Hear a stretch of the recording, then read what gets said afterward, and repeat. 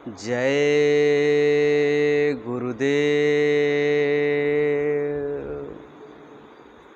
परम पूज्य परम संत बाबा जय गुरुदेव जी महाराज के चरणों में कोटान कोटि बार नमन प्रणाम करते हुए यह विनय विनती करते हैं कि हम सभी की जीवात्माओं को इस काल माया के देश से छुड़ा करके अपने निज धाम सतलोक सचखंड ले चलें।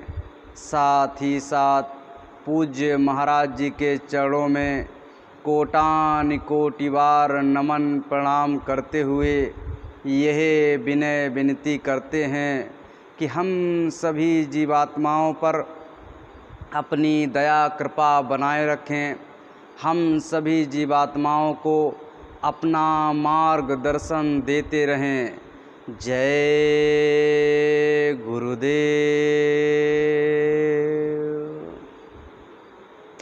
प्रेमी भाई बहनों, हम और आप बहुत ही सौभाग्यशाली हैं कि आज इस सत्संग स्थल में हमको और आपको बैठने का मौका मिला। गुरु महाराज की जन्मभूमि में हमको और आपको आने का, रहने का, सेवा का, सत्संग का, सुमिरन ध्यान भजन का, उनके चरणों में सिर नवाने के बाद अपने गुनाहों की माफ़ी मांगने का मौका मिला। हम और आप बहुत ही सौभाग्यशाली हैं कि गुरु महाराज ने हमको और आपको अभी स्वस्थ रखा है, यानी कोई बीमारी नहीं है। अगर किसी प्रकार से आप बीमार हो जाते, आपकी तबीयत खराब हो जाती, आपका स्वास्थ्य बिगड़ जाता और आप हॉस्पिटल में अगर भर्ती हो जाते तो आज आपको यहाँ पर सत्संग मिलने का मौका नहीं मिलता। आज आपको यहाँ पे सुमिरन ध्यान भजन करने का मौका नहीं मिलता। सेवा करके अपनी जीव आत्मा के ऊपर चढ़े कर्मों के आवरण को हटाने का मौका नहीं मिलता। प्रेमी भाई बहनों, हमको और आपको ये सौभाग्य से मौका मिल गया है। सौभाग्य से ये समय हमारे आपके अभी हथेली में है, अभी हाथ में है, अभी निकला नहीं है। अगर निकल गया होता तो काल भगवान के दूत आकर के आपको यहाँ से ले गए होते और वहाँ पर कर्मों का हिसाब करके आपको अपनी जगह पहुँचा दिया होता, जैसे जैसे आपने कर्म किए होते। लेकिन अभी बाजी हमारे हाथ में है, अभी समय हमारे हाथ में है। अगर हम चाहें तो अपनी जीव आत्मा का कल्याण करवा सकते हैं। अगर हम चाहें तो अपनी जीव आत्मा के ऊपर चढ़े आवरण को, चढ़ी गंदगी को धीरे धीरे धीरे धीरे करके साफ कर सकते हैं और अपनी जीव आत्मा को पुनः दोबारा अपने घर सतलोक सचखंड तक पहुंचा सकते हैं। ना कोई, जहाँ पे ना कोई दुख है, ना सुख है, ना कोई दर्द है, ना पीड़ा है, एकदम आनंद का देश है। उस देश के हम और आप रहने वाले, लेकिन यहाँ पर विदेश में आकर के फंस गए। अब विदेश में किसी को कभी सुख नहीं मिला और ना ही कभी मिल सकता है।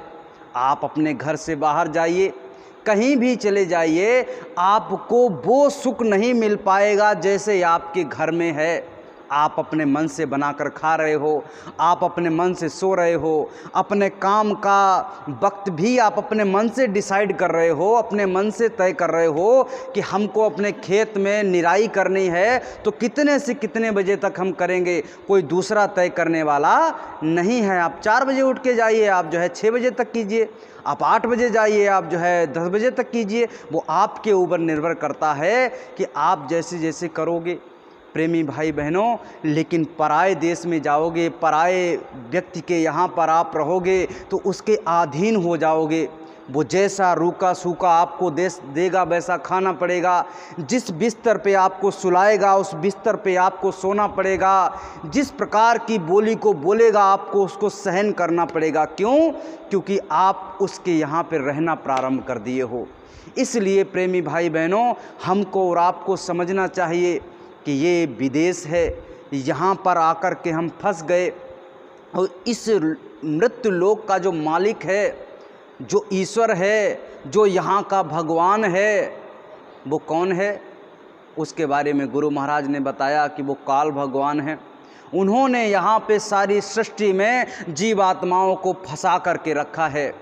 अब ये जीवात्मा यहाँ से निकल नहीं पा रही, लेकिन ये जीवात्माओं को किसी जबरदस्ती फंसा करके नहीं रखा। गुरु जब ऊपर से जीवात्माओं को लेकर के आए तो सतपुरुष भगवान ने कहा कि हमारी जीवात्माओं को ज़बरदस्ती मत करना इनके साथ में। उन्होंने कहा ठीक है, हम कोई भी इनके साथ में ज़बरदस्ती नहीं करेंगे, लेकिन ये स्वयं आकर के अगर फंस जाएंगे तो मेरी कोई गलती नहीं है। प्रेमी भाई बहनों, एक बार गुरु महाराज ने सत्संग सुनाते हुए बताया कि ये जीवात्माएं फंस कैसे गईं। इनको किसी ने बांध के नहीं रखा है, लेकिन ये फंस कैसे गईं इसको ज़रा समझना अति आवश्यक है। एक बार की बात है, एक बहेलिए ने पेड़ों पे गिर्रियाँ लगा दी। क्या लगा दिया? गिर्री लगा दी जो घूम जाती हैं। एक तोता उधर से आया और आने के बाद में उसी गिर्री पे बैठ गया। उसने सोचा कि ये तो पेड़ की डाल पे तो रोज़ बैठते हैं, लेकिन इस पेड़ की डाल पे ये पता नहीं बहुत प्यारी सी चीज़ लग रही, अलग चीज़ लग रही, ज़रा इस पे बैठ करके देखते हैं। और जैसे ही वो तोता उस गिर्री पे बैठा तो गिर्री का काम है घूम जाना। जैसे ही उस पर वजन पड़ा तो वो घूम गई, और जैसे ही वो घूम गई तो तोते ने अपने पंजे से उस गिर्री को पकड़ लिया। उस गिर्री ने तोते को अभी नहीं पकड़ा है, लेकिन वो अपने गिरने के डर से, भय से अपने पंजे से क्या कर लिया? उस गिर्री को पकड़ लिया। अब क्या हुआ? बहुत देर हो गई उसको लटके लटके। उधर से बहेलिए ने सोचा कि लाओ जा कर के अब देखें कितने तोते फंस गए। तब तक क्या हुआ? बहेलिए के आने के पहले एक महात्मा जी वहाँ से गुजरे। महात्मा जी ने ऊपर देखा कि अरे तोता, तू इस गिर्री को क्यों पकड़े हुए है? लटका उल्टा क्यों लटका है? क्यों योगा कर रहा है, तपस्या कर रहा है, क्या कर रहा है? कहने लगा साहब, ना मैं योगा कर रहा हूँ ना तपस्या कर रहा हूँ, इस गिर्री ने हमको पकड़ लिया है, छुड़ा दीजिए, आपकी बड़ी मेहरबानी होगी। महात्मा जी ने कहा छुड़ाया उसे जाता है जिसे किसी ने पकड़ा हो, लेकिन तुझे तो जो है गिर्री ने पकड़ा ही नहीं, तूने गिर्री को पकड़ रखा है। कहने लगा नहीं नहीं साहब, गिर्री ने हमको पकड़ रखा है। उन्होंने कहा ऐसा है तो ये कह रहा है गिर्री ने तुझको पकड़ा है, तो जरा अपने पंजे को खोल, जरा अपने पंजे से गिर्री को छोड़, तब पता लग जाएगा कि तू स्वयं गिर्री को पकड़े है या गिर्री ने तुझे पकड़ लिया है। कहने लगा नहीं साहब, मर जाएंगे हम, गिर जाएंगे, मर जाएंगे। कहने लगा अरे भाई नहीं मरेगा। उन्होंने अपनी अचला को ऐसे कर दिया कि अगर तू गिरेगा तो मैं तुझे जो है पकड़ लूँगा, तू एक बार छोड़ के तो देख। उसने जैसे ही उस गिर्री को छोड़ा अपने पंजे से, और जैसे ही वो नीचे गिरने लगा तो ऑटोमेटिक उसके तो पंख थे ना, ऑटोमेटिक उसके पंख उसने फैलाए और वो आसमान में उड़ने लगा। महात्मा जी ने कहा अरे पगले, तू जो है बंधा हुआ नहीं था, तुझे किसी ने पकड़ा नहीं था, लेकिन स्वयं तूने जो है इन चीज़ों को पकड़े हुए था। उसी प्रकार से हम और आप इस संसार में फंसे हुए हैं। इस संसार ने हमको नहीं पकड़ा, काल भगवान ने हमको नहीं पकड़ा। उन्होंने तो अपना केवल जाल बिछाया है। क्या किया है? उन्होंने पकड़ा नहीं है, लेकिन उन्होंने क्या कर दिया है? जाल बिछा दिया है। अब इस जाल में हम और आप क्या करते हैं? स्वयं जाकर के फंस जाते हैं, स्वयं जाकर के उस जाल को पकड़ लेते हैं और फिर कहते हैं इस जाल ने हमको पकड़ लिया। हम लोग किस में फंसे हुए? खेती, दुकान, मकान, घर, दफ्तर, रिश्ते नाते, लड़के बच्चे, पति पत्नी, इन्हीं चीज़ों में हम लोग फंसे हुए हैं। और जब भी कहा जाता है, महात्मा कहते हैं कि भाई इसमें से कुछ डोरियों को ज़रा ढीला करो, इसमें से कुछ को ढीला करके ज़रा संत मत की तरह पाओ, ज़रा अपनी जीव आत्मा की तरह पाओ, तो हम लोग विचलित हो जाते हैं। कहते हैं नहीं नहीं साहब, इन्हें छोड़ देंगे तो हम मर जाएंगे। और इसी में ये संसार फंसा हुआ है। ये संसार अगर यहाँ से निकलना है तो इन जो डोरियों को आपने बांध रखा है, जिन जंजीरों को आपने इस संसार में जकड़ रखा है, इनको ज़रा ढीला करना पड़ेगा और अपने अंतर में आना पड़ेगा। तब जाकर के आपको समझ में आएगा कि वास्तविक रूप में इस संसार क्या है और ये जो महात्मा हमको जो रास्ता बता रहे हैं वो रास्ता क्या है। इस संसार के मालिक ने, इस संसार के भगवान ने, यानी इस मृत्यु लोक के भगवान ने दो रास्ते छोड़े हैं। कौन कौन से? दो रास्ते बनाए हैं कि ना आप यहाँ से कुछ ले जा सकते हो। उन्होंने क्या किया, यहाँ पे जो आपको वस्तुएं दी गई हैं आप उनका उपयोग कर सकते हो। जो भी आपको दे दिया गया है आप उसका उपयोग कर सकते हो और या तो छोड़ के जा सकते हो, यानी इकट्ठे करते रहो करते रहो करते रहो और एक दिन छोड़ करके चले जाओगे। एक बार की बात है, एक छोटा बच्चा था, उसका भरण पोषण का कोई भी साधन नहीं था, कोई भी जो है उसके आसपास का परिवार का ऐसा कोई नहीं था जो उसे लिखा पढ़ा सकता था, उसको भोजन दे सकता था। तो बेचारा उसको स्वयं काम करना पड़ना शुरू हो गया। जब स्वयं उसको काम करना पड़ना शुरू हो गया तो उसने क्या किया, रोड पे खड़ा हो गया और रोड के किनारे एक बाग था उसका, पहले ज़माने में रहा होगा, उसी में से ऐसे गुलाब के फूल जो है काट काट करके डाली लाता था और वहाँ पे 10 रुपये में फूल वो बेचता था। दिन भर में जो पैसे इकट्ठे होते थे उसी से अपने कपड़े और अपना जो है खाना, बेचारे का खाना ही पूरा हो पाता। 2-4 फूल बिकते थे उसमें, उसका खाना ही पूरा हो पाता था। उसके पास में जूते नहीं थे, दोपहरी थी, गर्मी का वक्त था, पसीना टपक रहा था। नीचे रोड जो होता है, आप जो है उस रोड पे चलिए, जब दोपहरी हो तो आप चल नहीं पाओगे बिना चप्पल के, एकदम गर्म हो जाता है। लेकिन वो बच्चा बेचारा उसी गर्म रोड पे खड़ा रहता था घंटों, ताकि कोई आए और मेरा ये गुलाब का फूल खरीद ले, ताकि हमें शाम को 2 रोटी मिल सकें। बड़ी मेहनत, बड़ी मशक्क़त से एक दिन उसने हिम्मत जुटा करके रात में उस परमात्मा से आरजू की, विनती की, हे परमात्मा मुझे जो है जूते तो कम से कम दिला दे। मैं यहाँ घंटों खड़ा रहता हूँ, धूप को सहता हूँ, गर्मी को सहता हूँ, कोई फ़र्क नहीं पड़ता, लेकिन नीचे से जो जलन होती है वो बर्दाश्त के बाहर हो गई है, वो बर्दाश्त के बाहर है, अब मैं उसे बर्दाश्त नहीं कर सकता। उसने कहा ठीक है। दूसरे दिन वो आया और फिर से वही नंगे पाँव वहीं पे खड़ा हो गया। अब जब वो बेच रहा था गुलाब के फूल तो लोग आकर के कह रहे थे, अरे 10 का नहीं, हम 5 का लेंगे। यानी क्या कर रहे थे, आर्ग्यू कर रहे थे, उनसे बहस कर रहे थे बच्चे से। बच्चा कह रहा था नहीं नहीं साहब ये 10 रुपये का ही है। वो कह रहे थे नहीं नहीं 10 रुपये नहीं हैं, 8 रुपये देंगे। कोई कह रहा था 5 रुपये देंगे। ऐसे उस बच्चे से कह रहे थे। एक व्यक्ति ने देखा, उसने कहा ये तो बड़ा जुल्म है, ये बच्चा बेचारा इतने दूर से ये चीज़ें लाता है, लेकिन और नीचे देखा तो उसके पैरों में जूते नहीं थे, चप्पल नहीं थी। उसको दया आ गई, वो पास की दुकान में गया और उसने देख लिया कितने साइज़ का इसका जूता लगेगा। वहाँ से उतने साइज़ का जूता लेकर के आया और उस बच्चे को दिया कि लो पहन लो। बच्चे ने जैसे ही जूते को देखा तुरंत फटाक से पहन लिया। अब जूता पहन लिया तो उसकी जलन जो है मिट गई, ख़त्म हो गई। तो उसने उस व्यक्ति, जैसे ही वो मुड़ के जाने लगा तो उस व्यक्ति से कहा क्या आप भगवान हैं? उस लड़के ने क्या कहा, क्या आप भगवान हैं? तो एकदम झिझक करके वो व्यक्ति जो था वो बोला, अरे नहीं नहीं नहीं बेटा, हम भगवान नहीं हैं। तो उसने कहा, बच्चे ने कहा कि आप भगवान नहीं हैं, लेकिन आप भगवान के दोस्त होंगे। क्यों? क्योंकि वो अगर नहीं आए तो अपने दोस्त को उन्होंने भेज दिया।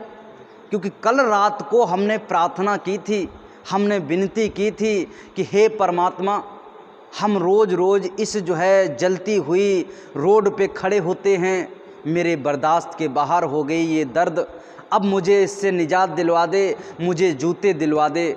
और देखिए दूसरे दिन उस भगवान ने जो है मेरी विनती को सुन लिया और अपने दोस्त को भेज दिया कि मेरे जो है लिए जूते लेकर के आए। उस व्यक्ति के आंखों में पानी था और मुस्कुराते हुए वहाँ से आगे बढ़ गया।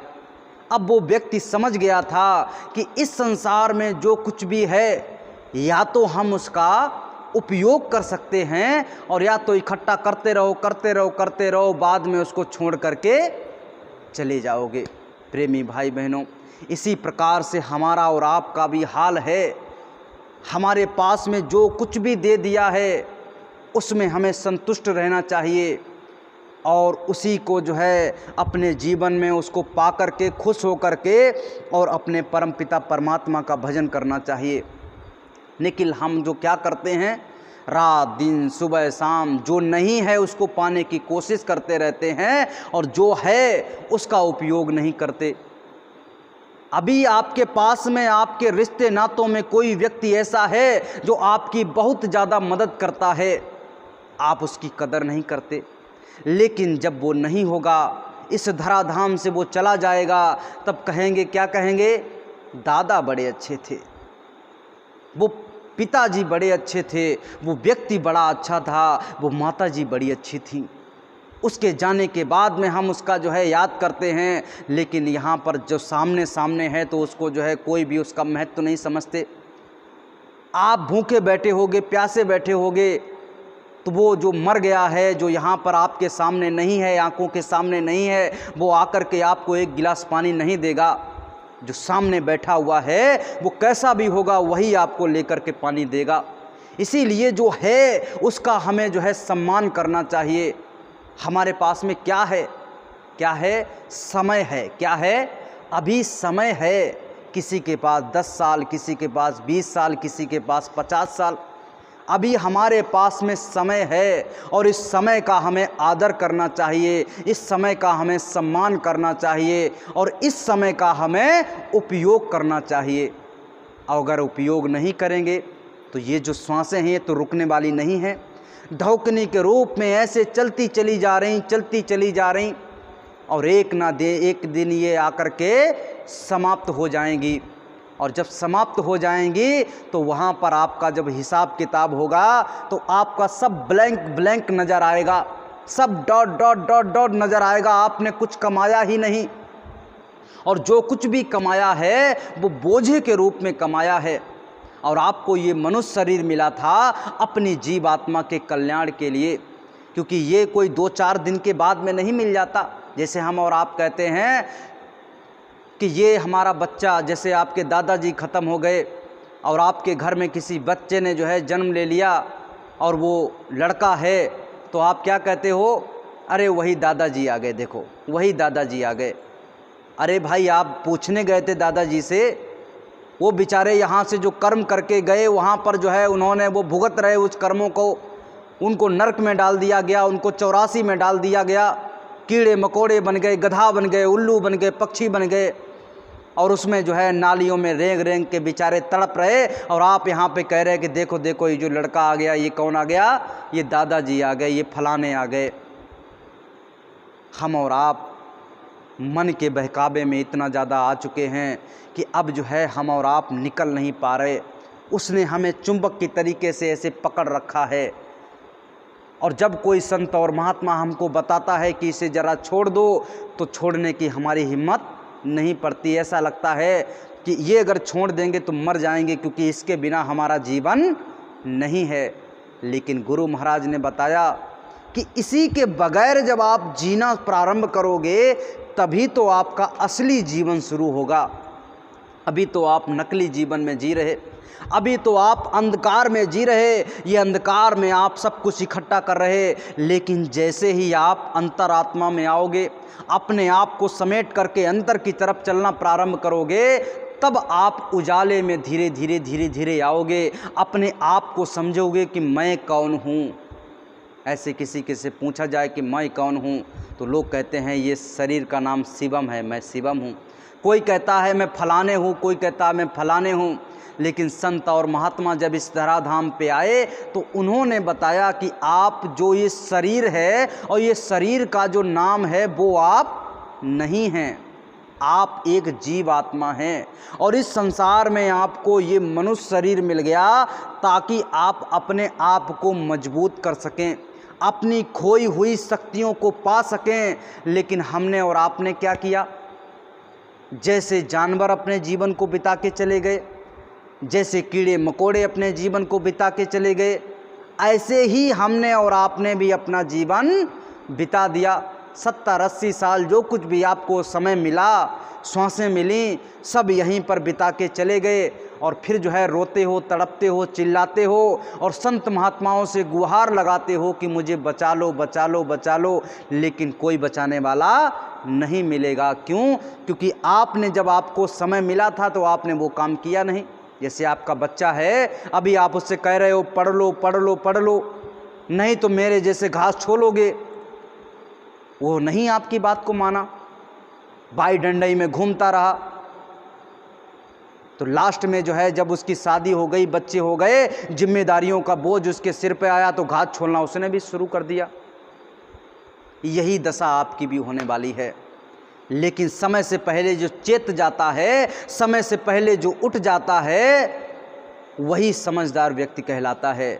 और जो समय से पहले अपने आप को चेताता नहीं है, जगाता नहीं है, समझ लीजिए वो जो है अपने आप को इस जीवन का जो सार उसे मिला है उसे व्यर्थ करके चला गया। गुरु महाराज ने बताया कि आपके पास में दो रास्ते हैं, या तो आप उपयोग कर लो और या तो आप उसको जो है छोड़ के चले जाओ। लेकिन ये किसने रास्ते दिए हैं आपको? उस परमात्मा ने, जिसका ये लोक है, जिसका ये मृत्यु लोक है। लेकिन आपके पास में तीसरा ऑप्शन भी है, आपके पास में तीसरा रास्ता भी है। वो कौन सा रास्ता है? जब कृष्ण भगवान मर रहे थे, उनके बाण पदम में लग गया था, तो उनके पास में उनके मित्र आए, उद्धव, क्या नाम था? उद्धव उनके परम मित्र थे। छोटे पर से जब से पैदा हुए थे, एक साथ खेले खाए बड़े हुए। उद्धव जब उनके पास में आए, उद्धव ने कहा कि मुझे भी साथ में लेकर के चलिए। कहने लगे कृष्ण भगवान कि ना, आपको साथ में नहीं ले जा सकते, आदेश नहीं है। उद्धव कहने लगे हम तो यही समझ रहे थे आप भगवान हैं और आप जब जाओगे तो हम दोनों साथ साथ में चलेंगे, जहाँ कहीं भी गए हम साथ साथ में गए, लेकिन आज आप कह रहे हो कि आपको साथ में नहीं ले जा सकते। तो उन्होंने कहा कि हमारे लोक आना चाहते हो, हमारे देश आना चाहते हो तो योग करना पड़ेगा। क्या करना पड़ेगा? योग करना पड़ेगा, क्योंकि वो कौन थे? योगेश्वर थे। योग करना पड़ेगा और योगी बनकर के हमारे देश में आ सकते। और योग करने के लिए शरीर में कुव्वत चाहिए, ताकत चाहिए। तो उन्होंने कहा कि भैया शरीर में कुव्वत और ताकत तो हमारे है नहीं, क्योंकि अब तो जर्जर हो गया शरीर, बूढ़ा हो गया, खत्म हो गया, अब तो मृत्यु की सैया पे लेटने वाला है। अब आप कह रहे हो, पहले बता दिए होते कि योग कर लो, साधना कर लो, लेकिन अब आप बता रहे हो जब हम मरने वाले हैं।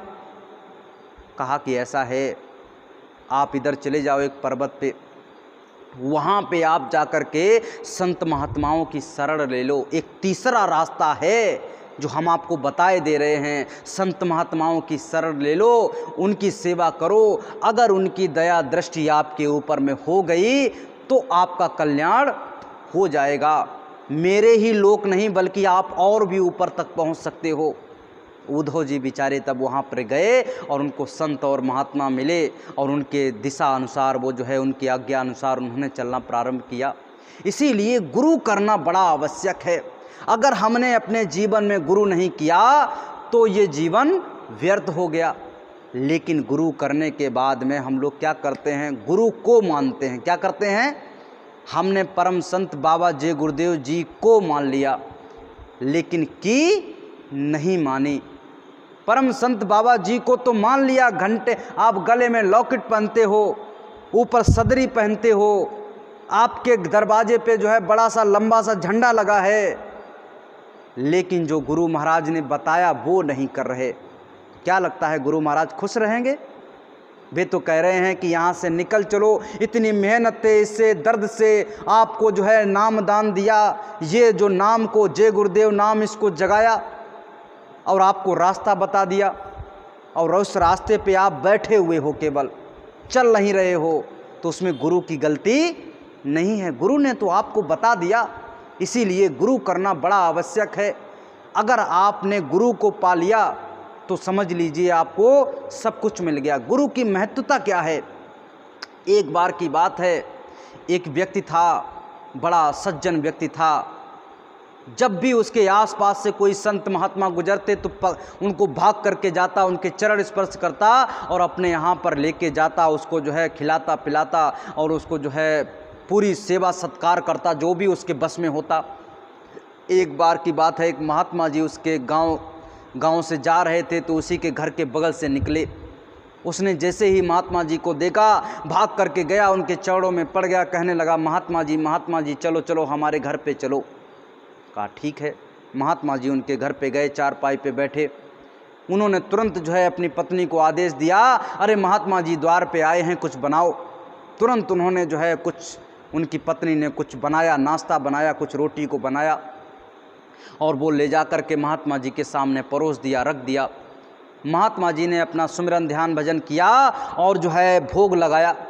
भोग लगाने के बाद में पहला निवाला मुंह में डालने से पहले उन्होंने पूछ दिया, अच्छा ये बताइए आपके गुरु कौन हैं? क्या पूछ दिया? आपके गुरु कौन हैं? तो उन्होंने कहा, क्योंकि इतना श्रद्धा रखने वाला व्यक्ति कोई ना कोई गुरु जरूर कर रखा होगा, उन्होंने ये सोचा। लेकिन उसने कहा कि साहब मेरे कोई गुरु नहीं। जैसे ही ये कहा कि मेरे कोई गुरु नहीं, उन्होंने तुरंत जो है क्या कर दिया, निवाले को उसमें रख दिया। वो कहने लगे कि अरे पापी, अरे चांडाल, ऐसे तरीके से उन्होंने कई शब्द बोले, तो हमारा जीवन भर की साधना को खत्म करने वाला था, अरे तूने गुरु नहीं किया। गुरु महाराज ने कहा कि भाई अगर आपको 1000 पापी मिल जाएं तो आपका कुछ बिगड़ने वाला नहीं है, लेकिन अगर एक निगुरा मिल गया, एक ना गुरु करने वाला मिल गया, तो समझ लीजिए आपका सत्यानाश हो जाएगा। उससे एकदम दूरी बना लीजिए, उससे जो है अपने आप को दूर रखिए। महात्मा जी आगे आगे और वो पीछे पीछे दौड़ रहा। उसने कहा ऐसी क्या गलती कर दी, हम तो सभी महात्माओं का आदर करते, सत्कार करते, लेकिन जो है ऐसी कौन सी गलती हो गई। गुरु क्या होता है और गुरु की महत्वता क्या होती है हम समझ नहीं पाए। भागता हुआ जो है जाकर के गुरु महाराज, वो जो महात्मा जी थे, उनको आगे से घेर लिया, उनके चरणों में पड़ गया। गलती तो हो गई, ठीक है, आप भोजन मत कर दीजिए, ठीक है, आप गाली दे लीजिए, ठीक है, लेकिन कम से कम बता तो दीजिए कि गुरु क्या होता है, कैसे हम गुरु को बनाएं, किसको बनाएं। महात्मा जी ने कहा ऐसा है, अगर बनाना ही चाहते हो तो सुबह सुबह उठ करके जो पहला व्यक्ति आपको मिल जाए, जो पहला आपके नज़र में पड़ जाए, उसी को अपना गुरु बना लेना। अब वो आया घर में, उसको चारपाई पे लेटा, लेकिन नींद नहीं आई। पूरी रात जागते जागते हो गई। सुबह जो है जैसे ही सुबह के 4 बजे मुर्गा बोला, वैसे ही वो उठ पड़े। उन्होंने कहा कि लाओ अब खेतों की तरफ चलते, क्योंकि नींद नहीं आ रही। उधर क्या था, खेतों की तरफ एक चोर था, चोर, और वो आया हुआ था। और पूरी रात भर उसने उस गांव में जुगाड़ लगाई, लेकिन किसी घर में चोरी नहीं कर पाया। और जाकर के वहीं पर बाहर जाकर के, और एक जगह झोपड़ी बनी थी, जैसे खेतों पे हम लोग बना लेते हैं, उसी में जाकर के सो गया। सुबह जैसे ही उसकी आँख खुली और वो ऐसे जा रहा था कि अपने घर चलें, अब तो सुबह हो गई, आज मुझे लग रहा है चोरी वोरी हमारी नहीं हो पाएगी। तो अपने घर के लिए जैसे ही चला, और ये इधर से जा रहे थे, इन्होंने जैसे ही उसको देखा तो एकदम जाकर के उसके पैरों से पड़ गए। वो कहने लगा, अरे हम तो चोर हैं, जब भी हमें कोई देखता है तो लाठी और डंडे से हमारा स्वागत करता है, कभी भी हमारा स्वागत ऐसे आगे पढ़ कर के किसी ने पैर पकड़ करके नहीं किया। हमेशा हमें जो है लाठी डंडे से हमारा स्वागत हुआ, लेकिन आज ये कैसा सौभाग्य है कि मेरा जो है कोई पैर पकड़ करके और मत्था टेक करके हमारा स्वागत कर रहा। कहा कि अच्छा, कि बताओ क्या बात है। कि ऐसा है, हमारे महात्मा जी ने कहा है कि पहला व्यक्ति जो मिल जाए उसे अपना गुरु बना लेना। चोर ने कहा, अच्छा गुरु बना लेना, तो आज से हम तुम्हारे गुरु? कि हाँ। कि तुम हमारे चेला? कि बिल्कुल। तो ये बताओ कुछ गुरु दक्षिणा दोगे कि नहीं दोगे? क्योंकि जब गुरु बनाया जाता है तो कुछ गुरु दक्षिणा दी जाती है। कहा कि हाँ साहब बिल्कुल देंगे, बताइए कैसा है, तुम्हारे घर पे कुछ माल जेवर है? कि हाँ है। कि जितना भी है सब खोद खाद के लाओ, एक पोटली में बांध करके लाओ, यही हमारी गुरु दक्षिणा होगी। चोर ने सोचा कि आज काम बन गया। वो अपने घर पे गया और उसने जहाँ जहाँ उसका जो है माल खजाना गड़ा हुआ था, पहले सब गाड़ के रखते थे। ऐसे बैंक के अकाउंट नहीं थे कि बैंक में जो है पैसे डाल दो, लॉकर नहीं थे कि उसमें अपना सोना चांदी रख दो, ऐसे खोद खोद के रखते थे। तो एक गगरिया मलैया जो कुछ भी होगी उसने खोद के रखा था, वो सारा माल जेबर उसने निकाला, एक पोटली में बांधा और ले जा कर के चोर को दे दिया। अब चोर ने क्या किया कि अगर हम लेके अभी चले जाते हैं आगे की तरफ और ये पीछे से गांव वालों को बुला दे, तो आगे से भी जो है डंडे और जो है जूते से हमारा स्वागत हो जाएगा। तो ऐसा करते हैं, इसको बांध देते हैं। क्या करते हैं? उन्होंने कहा ऐसा करो, एक रस्सा और लेकर के आओ। रस्सा भी लेके आया, एक पेड़ से उसको जो है कस के बांध दिया। कहा कि ऐसा है, जब तक मैं ना आऊं तब तक किसी को खोलने नहीं देना, ये गुरु आदेश है। उसने कहा ठीक है। अब उसके तो अंतरात्मा एकदम पवित्र थी। महात्मा जी को जो है, महात्मा जी ने जो कहा था उसको बात मानने के लिए एकदम तैयार था। उसने तुरंत बात को मान लिया, बिल्कुल ठीक बात है। उसने बांध दिया। उन्होंने गुरु महाराज जाओ। अब वो चोर जो है लेकर के सामान चला गया। अब सुबह जैसे हुई, लोग अपने अपने खेतों पे जैसे घूमने जाने लगे तो उन्होंने देखा कि अरे रे रे रे, वो तो फलाने देखो पेड़ में बंधा है। तो भाग करके गया, लाओ खोल दें। उन्होंने कहा ना, एक कटारी को उसने अपने गले पे लगा रखा था, अगर तुमने ज़बरदस्ती खोलने की कोशिश की तो मैं अपना गला काट लूँगा। उसने ऐसे जो कहा तो जो लोग आए वो जो बेचारे अलग होने लगे। उनके घर वाले भी आए, बहुत मिन्नतें की, लेकिन कोई बात को नहीं माना। ऐसे बड़े बड़े इधर उधर से उनके दोस्त बुलाए गए, इधर उधर से उनके रिश्तेदार बुलाए गए कि फलाने की बात बहुत ज़्यादा मानते हैं, फलाने की बात बहुत ज़्यादा मानते हैं, लेकिन किसी की बात को नहीं माना। अब जब किसी की बात को नहीं माना तो लोगों ने कहा अब क्या किया जाए।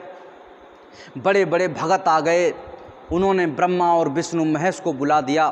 अब देखिए, जिसकी लोग पूजा करते हैं लेकिन तब भी दर्शन नहीं होते, वो साक्षात प्रकट हो गए, ब्रह्मा प्रकट हो गए, विष्णु प्रकट हो गए और शंकर प्रकट हो गए कि ये अपना अगर गला काट लेगा तो ये जो है सृष्टि में हम जिसको मारना चाहते हैं उसको मार सकते हैं, लेकिन अभी तो इसकी ज़िंदगी है और इसको जो है मरना नहीं चाहिए। तो क्या है कि इसको जो है अभी मरना नहीं है, लेकिन ये अपने मरने के लिए तैयार है। तो वो कहने लगे कि ऐसा है, शंकर भगवान ने अपने गढ़ों से कहा कि जाओ जाकर के ढूंढ के लाओ इसके गुरु को। कौन गुरु है? गुरु ही बता रहे खोलेगा।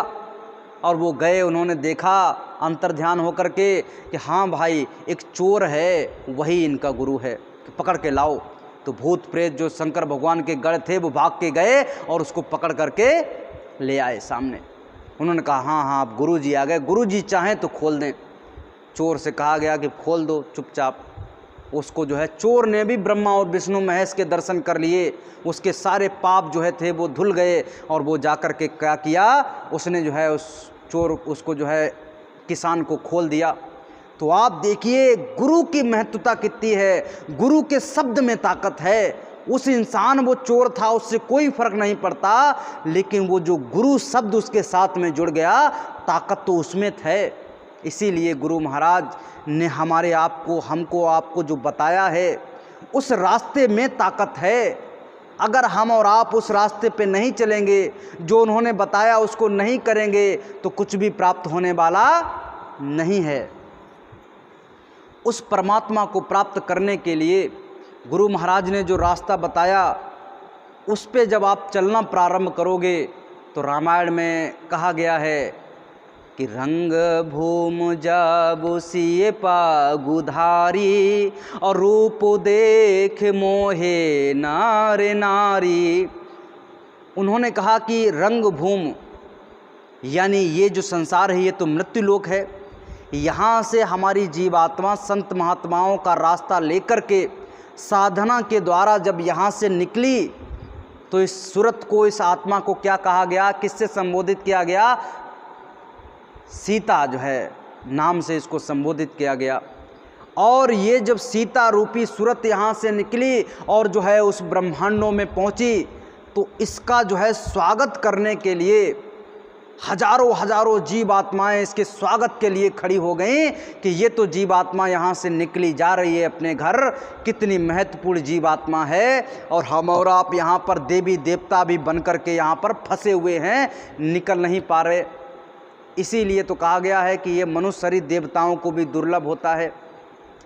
तो ये जीवात्मा जब यहाँ से निकल करके उस परम धाम को जाने के लिए तैयार हुई, तो रास्ते में जो है हजारों हजार जीवात्माएं, लाखों करोड़ों जीवात्माएं मिली और वहाँ के फूलों से उसका स्वागत करना प्रारंभ कर दिया। अब वो जीवात्मा बेचारी जो है एकदम मनमोहित हो गई। लेकिन यहाँ के लोग बताते हैं कि वो सीता जब गई थी तो पगुधारी उनका नाम था, राम का उनको जो है वरमाला पहनाने के लिए वो नहीं है। क्यों? क्योंकि उन्होंने भ्रम को तोड़ दिया। उन्होंने कहा ऐसे अर्थ लगाओगे तो फंस जाओगे। उन्होंने आगे कहा कि नारी न मोहे नारी के रूपा, कितनी भी सुंदर सामने वाली स्त्री हो, लेकिन एक स्त्री दूसरे स्त्री को देख करके मोह नहीं सकती। जब उन्होंने ये कह दिया तो आप समझ लीजिए कि ये जो है बात किसके लिए कही गई, आत्मा के लिए कही गई। और ये हमारी जीव आत्मा जब उस परम धाम को जाएगी तो रास्ते में हजारों करोड़ों जीव आत्माएं मिलेंगी और वो आपका सम्मान करने के लिए जो है तैयार रहेंगी। इसीलिए तो गुरु महाराज ने कहा, लाभ और मान क्यों चाहे, पड़ेगा फिर तुझे देना। इसीलिए यहाँ पर लाभ और मान सम्मान के अगर चक्कर में हम और आप फंसे रहे तो वो जो है आपको उसका हिसाब किताब देना पड़ेगा। आपको यहाँ से अगर निकलना है तो अगर मान सम्मान चाहते तो ऊपर में यहाँ पर आपको ऐसे 10-20 हज़ार 2,000 लाख 2 लाख व्यक्ति मिलेंगे, लेकिन वहाँ पर करोड़ों करोड़ों में लाइन में जीवात्माएं खड़ी होंगी। और यहाँ का पुष्प जो है जब आप नाक के पास में लगाओगे तो थोड़ी बहुत खुशबू दे सकता है, लेकिन वहाँ के पुष्प गुरु महाराज ने बताया कि अगर वहाँ की एक पत्ती भी, ऊपर के जो पुष्प हैं उसकी एक पत्ती भी अगर इस मृत्यु लोक में गिर जाए तो पूरा मृत्यु लोक महक जाएगा। इतने खुशबूदार पुष्प हैं और उनसे आपका स्वागत किया जाएगा। मेहनत तो वहाँ के लिए करनी है। बच्चा पूरी ज़िंदगी भर मेहनत करता है, पढ़ाई करता है, लिखाई करता है, काय के लिए कि एक दिन हमें नौकरी मिल जाएगी, एक दिन हमें सफलता मिल जाएगी। उसी लिए वो पूरी ज़िंदगी भर मेहनत करता है, रात दिन पढ़ता लिखता है। हमको और आपको उस दिन के लिए, उस समय के लिए मेहनत करनी है। गुरु महाराज ने जो रास्ता बताया है इस रास्ते पे कदम दर कदम बढ़ना है। अपने गुरु की बातों को मानने की कोशिश करनी है। को तो आप अपने आप मान लोगे, जैसे दादा हैं, हम दादा की बात को मान जाएंगे तो दादा को तो हम मान ही रहे हैं ना, तभी तो हम दादा की बात को मान रहे। लेकिन हम क्या करते हैं, दादा के लिए तो हम जान दे देंगे, गर्दन कटवा देंगे दादा के लिए। लेकिन दादा ने कहा कि बेटा शराब छोड़ दो, मांस छोड़ दो, गुटखा छोड़ दो, गलत काम छोड़ दो। साहब ये नहीं छोड़ेंगे। आपके लिए तो हम पूरे हाजिर हैं, बताओ क्या करें। लेकिन आपकी बात को नहीं मानेंगे तो दादा इस पे दया दुआ करेंगे। दादा कहेंगे जाओ मरो कटो जो कुछ भी करो, अब जो है तुम्हारी किस्मत तुम्हारे हाथ में। इसीलिए प्रेमी भाई बहनों, गुरु को अपनी डोरी को पकड़ा दो, अपने जीवन की डोरी को अपने गुरु को पकड़ा दो कि हे गुरुवर, हम तो नादान हैं, हम तो कुछ नहीं जानते, पता नहीं कब कहाँ कैसे काल भगवान के जाल में फंस जाएं, लेकिन आप समर्थ हैं। आप हमारी जीवात्मा की डोरी को पकड़ लीजिए और इस जीवात्मा को इस भव सागर से, इस मृत्यु लोक से, काल और माया के देश से निकाल लीजिए। वो समर्थवान हैं, वो ऊर्जावान हैं, वो दयालु हैं, वो हमारी जीव आत्मा को निकाल लेंगे। लेकिन उसके लिए भावपूर्ण रूप से विरह प्रार्थना गुरु महाराज के चरणों में नित्य नियम, जैसे ही हमारी सुबह सुबह आंखें खुलें तो उनके चरणों में नित्य नियम से ये भावना कीजिए, ये प्रार्थना कीजिए, विनय कीजिए कि हमारी जीव आत्मा को आप, ये जो है हमारी जीव आत्मा की डोरी आप पकड़ लीजिए और यहाँ से हमारी जीव आत्मा को निकाल लीजिए। नित्य नियम से आप प्रार्थना करोगे तो आपके ऊपर में वो दया करना प्रारंभ कर देंगे और आपकी जीव आत्मा यहाँ से निकलना प्रारंभ हो जाएगी, आपको सही मार्गदर्शन मिलना प्रारंभ हो जाएगा। अब इन्हीं बाणियों के साथ में अपनी वचन बाणी को समाप्त करते हैं। अगर कहने सुनने में कोई अनुचित शब्द निकल गया हो तो उसके लिए क्षमा प्रार्थी हैं। लेकिन ये सारे के सारे शब्द किसके हैं? परम संत बाबा जय गुरुदेव जी महाराज, कबीरदास जी, मीराबाई जी, पलटू, दादू, दयाल, दरिया, इन्हीं सब के ये संत महात्माओं के ये सारे शब्द हैं। और इन शब्दों को हमें अपने जीवन में अमल में लाना है। जो हमें पता चला है उस पे जब हम चलेंगे तभी तो हमको फ़ायदा होगा। जैसे बताया गया कि भाई ये जो आपकी फसल है इसमें वक्त वक्त पे कब खाद पड़नी है, कब बीज पड़ना है, कब क्या पड़ना है, आप उसको वक्त वक्त पे डालते रहोगे तो आपकी फसल तैयार हो जाएगी। और बताया कुछ और गया और करोगे कुछ और तो फसल जो है बर्बाद हो जाएगी। इसीलिए प्रेमी भाई बहनों, हमें अपने श्वासों की पूंजी को बचाना है, इसी श्वासों की पूंजी से अपनी जीव आत्मा का कल्याण करवाना है। आप बोलिए जय गुरुदेव। सभी प्रेमी भाई बहन एक साथ सामूहिक आरती करेंगे। विनय करूं मैं दो कर जोरे, सतगुरु द्वार तुम्हारे, बिन घृत दीप आरती साजूं, दो अखियन मझधारे, भावो सहित नित बैठ झरोखे, जोहत प्रियतम प्यारे, पगे धुन सुनाहु श्रवण हिये अपने, मन के काज विसारे, जागी सूरत पियत चरणामृत, पियत पियत हुई न्यारी, घंटा शंख मृदंग सारंगी, बंसी बीन सुनारी। जय गुरुदेव जी की आरती करते, गावत जय जयकारे, विनय करूं मैं दो कर जोरे, सतगुरु द्वार तुम्हारे, मालिक द्वार तुम्हारे, दाता द्वार तुम्हारे, समर्थ द्वार तुम्हारे। जय गुरुदेव। बाबा जय गुरुदेव जी महाराज का कहना है, क्या खाने से होगी भलाई, अब भी संभल न पाओगे। पूज्य महाराज जी की प्रार्थना, हाथ जोड़कर विनय हमारी। सभी प्रेमी भाई बहन शुद्ध शाकाहारी रहते हुए अपने विचारों से भी शुद्ध शाकाहारी होने की कोशिश करेंगे और गुरु महाराज के चरणों में मत्था टेक करके अपने गुनाहों की माफ़ी मांग लेंगे। सुबह जब घंटी लगेगी तो आप सभी सुमरन ध्यान भजन के लिए आ जाएंगे। सुबह भी सत्संग होगा 5 बजे से। बोलिए जय गुरुदेव।